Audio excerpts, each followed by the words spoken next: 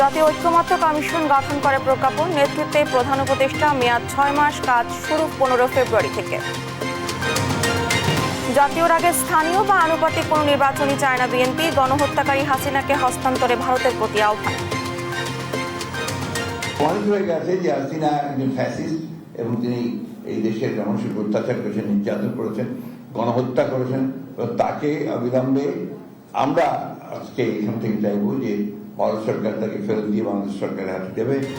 জুলাই আন্দোলনে বিএনপির 848 নেতাকর্মী মৃত্যু, আন্তর্জাতিক অপরাধ ট্রাইব্যুনালে অভিযোগ দায়ের, শেখ হাসিনা সহ 500 আসামি। জাতীয় নির্বাচনের আগে স্থানীয় নির্বাচনে জন আকাঙ্ক্ষা সমর্থন করে জামায়াত, সংস্কার শেষে নির্ধারিত সময় নির্বাচন হলে নেই আপত্তি। গণহত্যায় জড়িত বাহিনীর সদস্যদের বিচার করবে ট্রাইব্যুনাল, জানালেন চিফ প্রসিকিউটর। চাকরি চুক্তিতে পদক্ষেপ নিতে হবে সরকারকে। রাত বিলুপ্তিতে জাতিসংঘের সুপারিশ সমর্থন, সবার সঙ্গে আলোচনা পর্যালোচনার পর সিদ্ধান্ত, জানালেন স্বরাষ্ট্র উপদেষ্টা। এবং তৃতীয় পর্বের জন্য প্রস্তুত বিশ্ব ইজতেমার মাঠ, তুরাগ তীরে মাওলানা সাদপন্থী মুসল্লিদের সমাগম, থাকছে কঠোর নিরাপত্তা। আল্লাহর পাওয়ার লাগি, দিন শিখার লাগি, কীভাবে শিখতে পারি, ভবিষ্যতে আমরা কীভাবে সেই সত্যি ফিরতে পারি, শেষে যে আমরা জান্নাতে যাইতে পারি, এইগুলো দিলের মজবুত। সবখানে সমস্ত আমাদের অ্যারেঞ্জ, সমস্ত পরিবেশগুলো সব সুন্দরই আছে। তো এখন বিদেশি মেহমানরা অনেক আসতেছে, ইতিমধ্যে অনেক চলে আসছেন। আমন্ত্রণ সংবাদ দুপুরে, দেখছিলেন শিরোনামগুলো, সঙ্গে আছে আমি ডানা ইসলাম। এবার যাচ্ছি বিস্তারিত সংবাদে। অন্তর্বর্তী সরকারের প্রধান উপদেষ্টা ডক্টর মোহাম্মদ ইউনূসের নেতৃত্বে জাতীয় ঐক্যমত্য কমিশন গঠন করা হয়েছে। 6 মাস মেয়াদী এক কমিশন আগামী 15 ফেব্রুয়ারি থেকে কার্যক্রম শুরু করবে। বুধবার সরকারের মন্ত্রিপরিষদ বিভাগ থেকে এই কমিশন গঠনের প্রজ্ঞাপন জারি করা হয়। কমিশনের সহসভাপতি করা হয়েছে সংবিধান সংস্কার কমিশনের প্রধান অধ্যাপক আলী রিয়াজকে। অন্য সদস্যরা হচ্ছেন জনপ্রশাসন সংস্কার কমিশনের প্রধান আলী মুঈদ চৌধুরী, পুলিশ সংস্কার কমিশনের প্রধান সফরাজ হোসেন, নির্বাচন ব্যবস্থা সংস্কার কমিশন প্রধান ডক্টর বদিউল আলম মজুমদার, বিচার বিভাগ সংস্কার কমিশনের সদস্য বিচারপতি এমদাদুল হক এবং দুর্নীতি দমন সংস্কার কমিশন প্রধান ডক্টর ইফতেখারুজ্জামান। আগামী নির্বাচন সামনে রেখে নির্বাচন, পুলিশ, বিচার বিভাগ, জনপ্রশাসন, সংবিধান ও দুর্নীতি দমন কমিশন সরকারের জন্য গঠিত কমিশনগুলোর সুপারিশ বিবেচনা ও বাস্তবায়নে জাতীয় ঐক্যমত্য গঠনের জন্য রাজনৈতিক দল ও শক্তির সঙ্গে আলোচনা করবে কমিশন।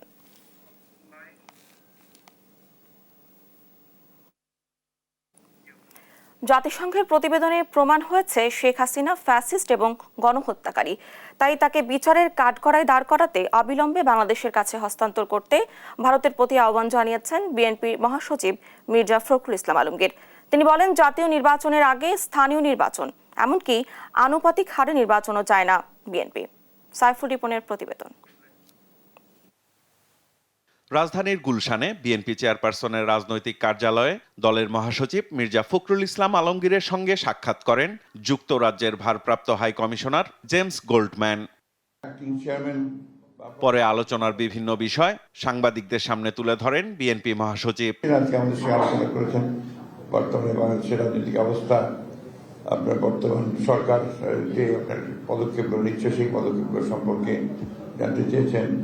সাংবাদিকদের প্রশ্নের জবাবে জাতিসংঘের মানবাধিকার কমিশনের প্রতিবেদন নিয়ে দলের স্বস্তিকর অবস্থানের কথা জানান তিনি। এটা প্রমাণিত হয়ে গেছে যে হাসিনা একজন ফ্যাসিস্ট এবং তিনি এই দেশের মানুষের অত্যাচার করেছেন, নির্যাতন করেছেন, গণহত্যা করেছেন।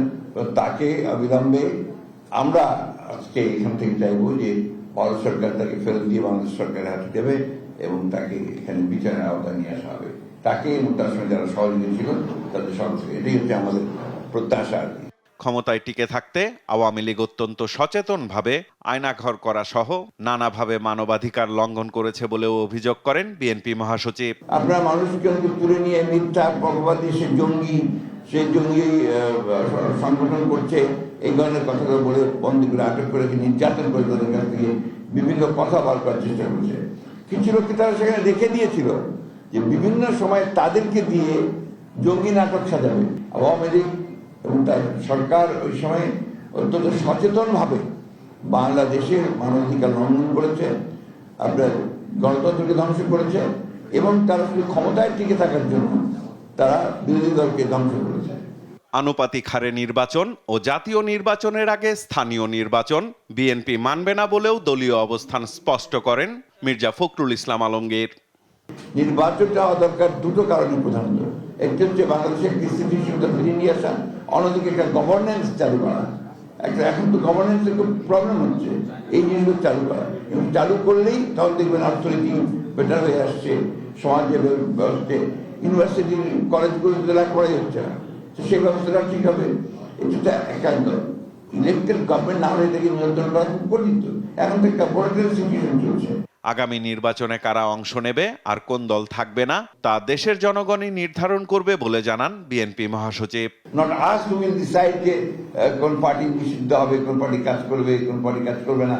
পিপল উইল ডিসাইড, যে মানুষ নির্ধারণ করবে যে কোন পার্টি থাকবে কি থাকবে না, কোন পার্টি নির্বাচন করবে কি করবে না। সাইফুল রিপন, দেশ টিভি, ঢাকা। জুলাই আগস্ট গণ আন্দোলনে সারা দেশে 848 নেতাকর্মী নিহতের ঘটনায় আন্তর্জাতিক অপরাধ ট্রাইব্যুনালে অভিযোগ দায়ের করেছে বিএনপি। সকালে শেখ হাসিনাকে প্রধান আসামি করে এই অভিযোগ দায়েরের কথা জানান দলটির মামলা ও সমন্বয় প্রধান সালাউদ্দিন খান। অভিযোগে সাবেক স্বরাষ্ট্রমন্ত্রী আসাদুজ্জামান খান কামাল বলেন, আইনমন্ত্রী আনিসুল হক, তথ্যমন্ত্রী আরাফাত সহ পুলিশের ঊর্ধ্বতন কর্মকর্তাদের আসামি করা হয়েছে। এ সময় তালিকা সহ অডিও, ভিডিও ও 84টি মামলার এজাহারের কপি আন্তর্জাতিক অপরাধ ট্রাইব্যুনালে দাখিল করে বিএনপি। গেল বছরের 1 জুলাই থেকে 5 আগস্ট পর্যন্ত সারা দেশে কোটা বিরোধী আন্দোলনে সমর্থন জানিয়ে মাঠে নামে বিএনপির নেতাকর্মীরা। এ সময় নিহত 848 জনের তালিকা জমা দেয় তারা। এ সময় হত্যার ন্যায় বিচার দাবি করেন নেতারা। পর্যন্ত যে 84টা এজাহার আছে, এজাহারের মধ্যে প্রায় 500-র অধিক আপনার মামলার আসামি আছে। এই মামলায় আছে এই সাবেক স্বৈরাচার সরকারের প্রধান, ভোটার বিল প্রধানমন্ত্রী, সাবেক স্বরাষ্ট্রমন্ত্রী, আইনমন্ত্রী এবং তথ্যমন্ত্রী সহ, যার শিক্ষামন্ত্রী সহ পুলিশের সদস্যটি আসামিও তারা গ্রেপ্তার করতেছে না। তারা অজুহাত দেখাচ্ছে যে আমরা তদন্ত করছি। আর বিএনপির বিরুদ্ধে যখন মামলা হয়েছিল, মিথ্যা গায়েবী মামলা, 500 জনের মামলার ঘটনাস্থল আধা ঘন্টা আগে 500 জনের বিরুদ্ধে মামলা করেছে, 2000 অজ্ঞাত করেছে, নাম, বাপের নাম, পিতা, পদবি উল্লেখ করেছে। সেই মামলার আধা ঘন্টা আগে এই 500 জনের বাড়ি বিভিন্ন জেলায়, কি করে তারা নামের ঠিকানা পেল? জাতীয় নির্বাচনের আগে স্থানীয় নির্বাচনের জন আকাঙ্ক্ষা জামায়াত সমর্থন করে, জানালেন দলটির সেক্রেটারি জেনারেল অধ্যাপক মিয়া গোলাম পরোয়ার। সংস্কার শেষে নির্ধারিত সময় নির্বাচন হলে দলের আপত্তি নেই বলেও জানান তিনি।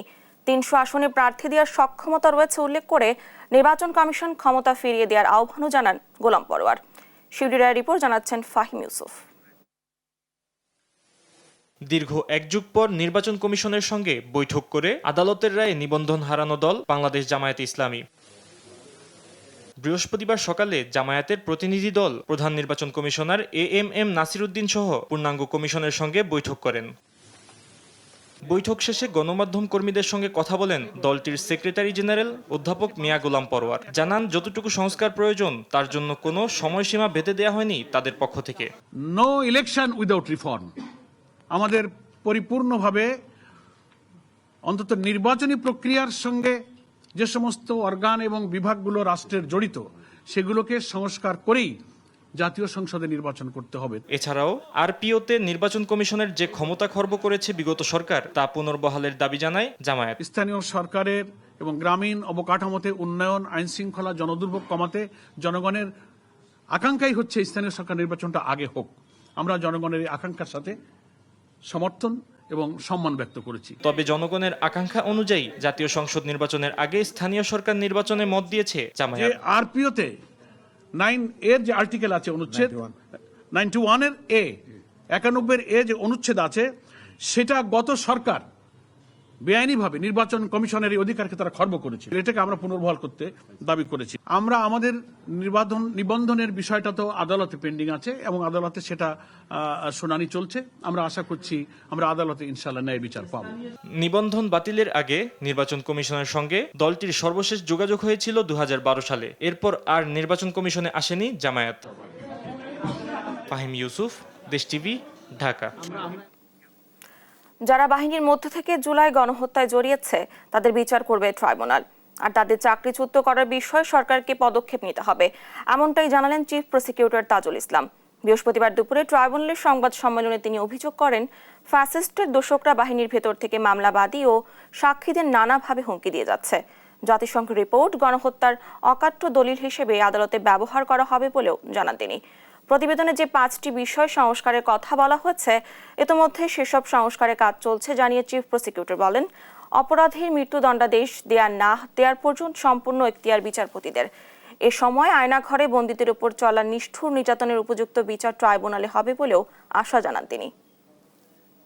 রিপোর্টটা প্রকাশ করলেন, তারা যে সমস্ত কথা উল্লেখ করেছেন তার সাথে আমরা আমাদের আন্তর্জাতিক অপরাধ ট্রাইব্যুনালের তদন্ত সংস্থা যে তদন্তটা করছেন সেই তদন্তে আমরা যে সমস্ত তথ্য প্রমাণ আদি পাচ্ছি, জাতিসংঘের অধীনে সংগঠিত যে তদন্ত এবং আমাদের তদন্তের মধ্যে আসলে মৌলিক কোনো পার্থক্য নেই। যাদের বিরুদ্ধে আমরা তথ্য প্রমাণাদি পাচ্ছি, যাদের বিরুদ্ধে ওয়ারেন্ট ইস্যু হচ্ছে এবং ওয়ারেন্ট ইস্যু ছাড়াও যাদের ব্যাপারে প্রাথমিক তথ্য প্রমাণ পাওয়া যাচ্ছে, আমি সরকারের কাছে অনুরোধ করব জাতিসংঘের এই তথ্য অনুযায়ী সেই ব্যাপারে যাতে সরকার পদক্ষেপ গ্রহণ করেন। র্যাব বিলুপ্ত করতে জাতিসংঘের সুপারিশ সমর্থন করা হয়েছে। আলোচনা পর্যালোচনা করে এ বিষয়ে সিদ্ধান্ত নেওয়া হবে বলে জানিয়েছেন স্বরাষ্ট্র উপদেষ্টা জাহাঙ্গীর আলম চৌধুরী। সকালে সচিবালয়ে সাংবাদিকদের প্রশ্নের জবাবে কথা বলেন তিনি। সরকার জাতিসংঘের প্রতিবেদনকে স্বাগত জানিয়েছে উল্লেখ করে উপদেষ্টা বলেন, সংশ্লিষ্টদের সঙ্গে আলোচনার পরই র্যাবের বিষয়ে সিদ্ধান্ত নিতে চায় সরকার। স্থানটা হলো, এটা তো একটা প্রস্তাব তাদের দিতে, আমরা সবাই বসবো, বসার পরে যে আমাদের ডিসিশন এটা জানাবো। বাট আমরা তো এই যে তাদের এই ইনকোয়ারিটা আমরা তো সবাই তো জানিয়েছি, এটা আমরা তো এটা সবাই আমাকে সরকারের পক্ষ থেকে তো তাদের এটা ওয়েলকাম করা হয়েছে, এটা তারা প্রকাশ করছে। তারপরে আমরা টানা 8ম দিনের মতো অবস্থান কর্মসূচি পালন করাচ্ছেন প্রাথমিকের বাদ পড়া শিক্ষকরা। দুপুরে রাজধানীর শাহবাগ মোড় অবরোধ করে তারা। শাহবাগের জাতীয় জাদুঘরের সামনে সড়কে অবস্থানকারী আন্দোলনকারীরা সকাল 10টার দিকে কাফনের কাপড় পরে দিনের কর্মসূচি শুরু করে। তাদের দাবি, 2023 সালের বিধিমালা অনুযায়ী তাদের নিয়োগ হয়। প্রথম 2 ধাপের সুপারিশপ্রাপ্তরা বছর খানেক আগে কর্মস্থলে যোগ দিলেও ঢাকা ও চট্টগ্রাম বিভাগের 3য় ধাপের 6,500 সুপারিশপ্রাপ্তের নিয়োগ 6 মাস স্থগিত করা হয়।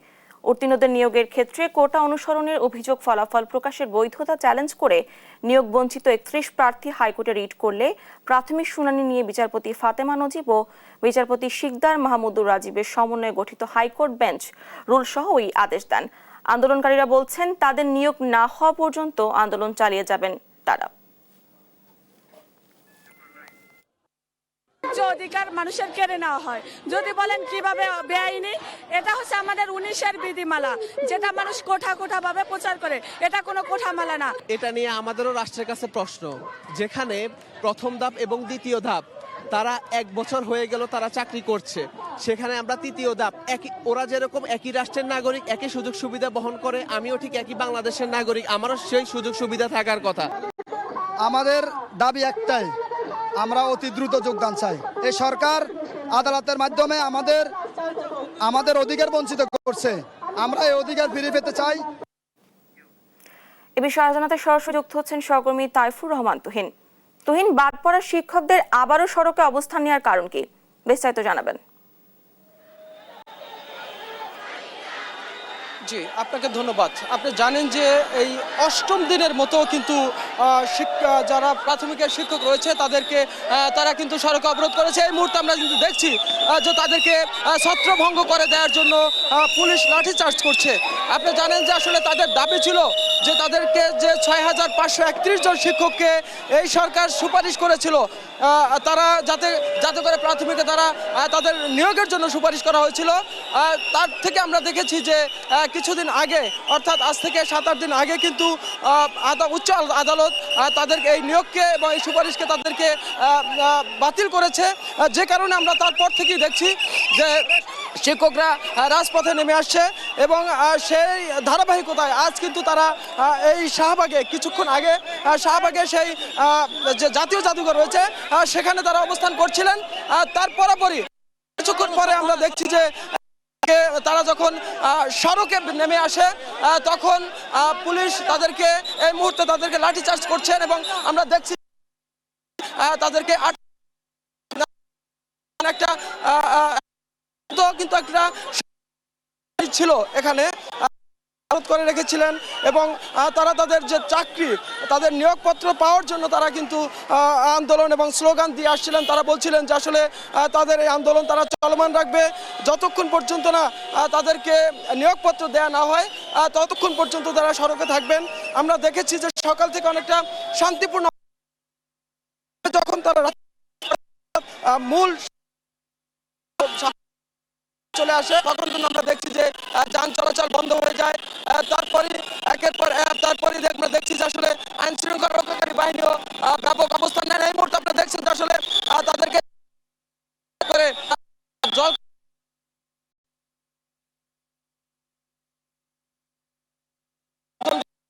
এখান থেকে আটক, তারপরে অর্থাৎ এত কিছুর পরেও এই জলকামানের ভিতরেও কিন্তু আমরা দেখছি যে যারা আন্দোলনকারী নারীরা রয়েছেন তারা কিন্তু সড়কে এখন পর্যন্ত সড়ক তারা ছাড়ছেন না, তারা কিন্তু সড়ক অবরোধ করে রেখেছেন। এর মধ্যে আমরা দেখছি যে তাদেরকে জলকামান নিক্ষেপ করা হচ্ছে, তারপরে তারা সড়ক ছেড়ে যাচ্ছেন না।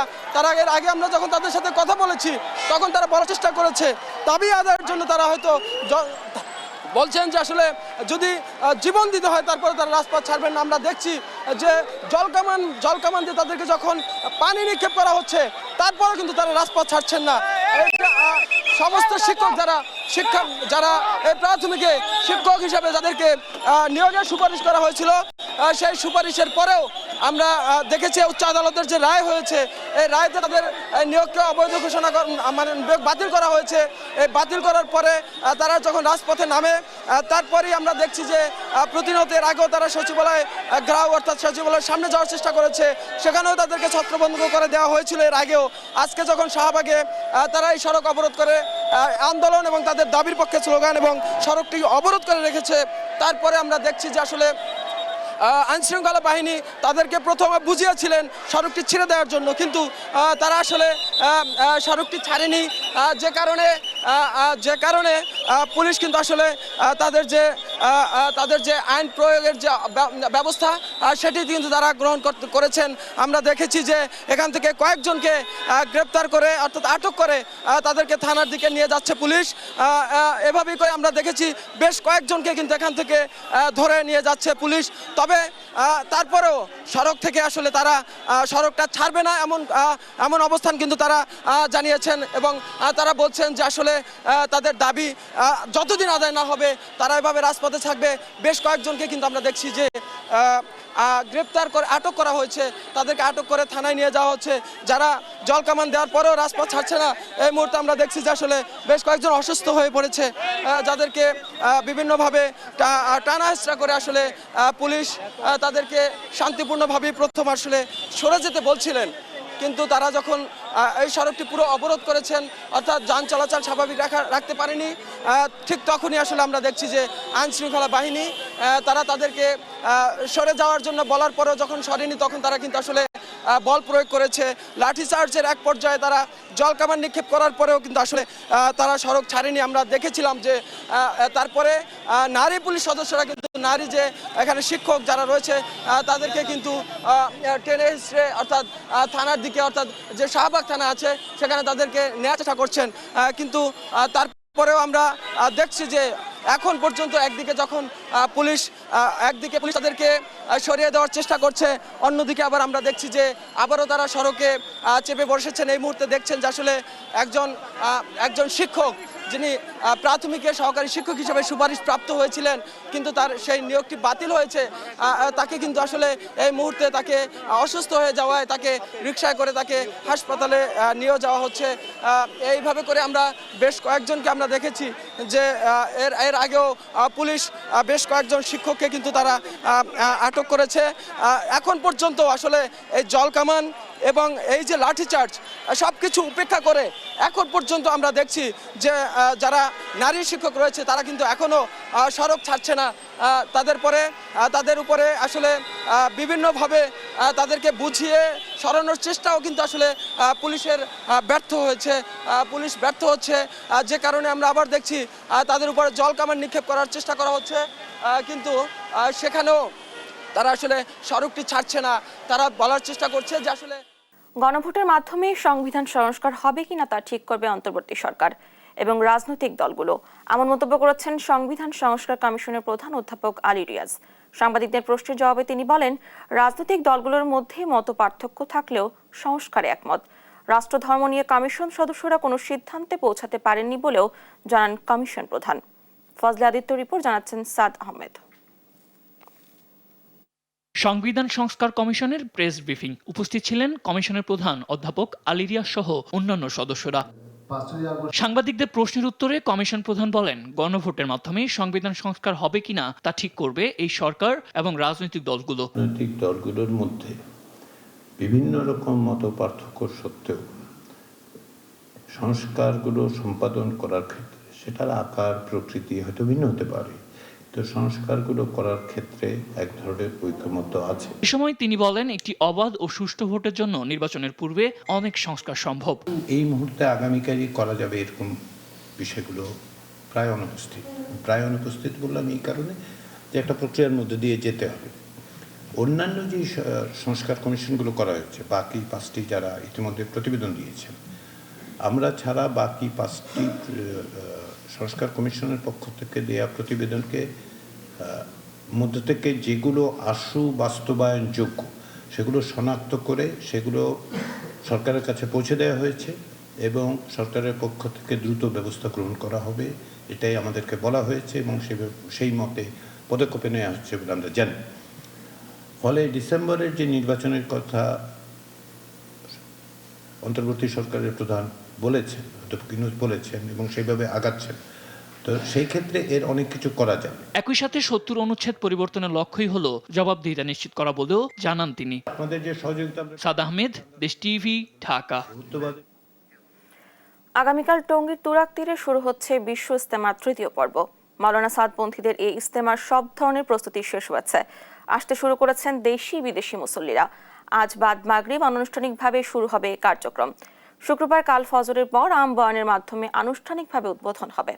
সহকর্মী নজরুল ইসলামের পাঠন তথ্যচিত্রে টুম্পার ফোজার প্রতিবেদন। ইজতেমা উপলক্ষে প্রস্তুত করা হয়েছে পুরো মাঠ, পোতা হয়েছে বাঁশের খুঁটি, টানানো হয়েছে চটের সামিয়ানা। গাজীপুরের টঙ্গীর তুরাগ নদের তীরে আগামী শুক্রবার থেকে শুরু হচ্ছে 3য় ধাপের বিশ্ব ইজতেমা। এ ধাপে অংশ নিচ্ছেন মাওলানা সাদ কান্ধলভির অনুসারীরা। এ উপলক্ষে গত বুধবার রাত থেকে ইজতেমায় আসছেন মুসল্লিরা। বৃহস্পতিবার সকাল থেকেই ইজতেমা মাঠে বেড়েছে মুসল্লিদের সমাগম। আল্লাহরে পাওয়ার লাগি, দিন শিখার লাগি, কিভাবে শিখতে ভবিষ্যতে আমরা কিভাবে সেই চলতে ফিরতে পারি, শেষে যে আমরা জান্নাতে যাইতে পারি, এইগুলো দিলের মজবুত।